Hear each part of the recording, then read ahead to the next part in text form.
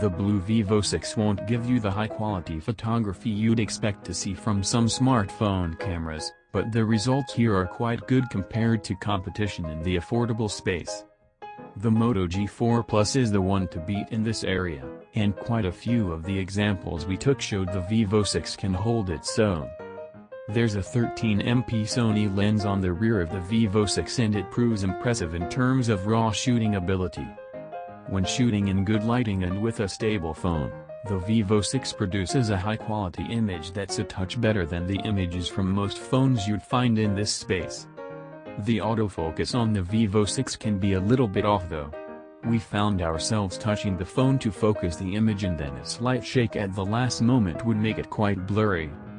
You can get a great image if you take a bit of time, but the nature of most smartphone photography is that you're usually taking photos at speed and putting your phone back in your pocket immediately after. The camera app on the Vivo 6 is simple to use and the interface is very easy to navigate.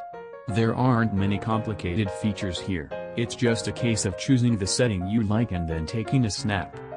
But there are some things you can tweak, including a lens feature that's a big help if you want to create arty images and don't want to download photo editing software to your phone.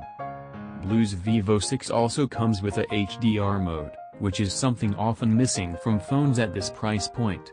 If you want a more vibrant image from the Vivo 6, we'd recommend switching this on immediately when you get the phone.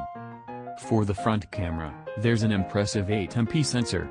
That's usually the level you'd find on a Chinese smartphone in 2016 and it can take quality shots by front-facing camera standards.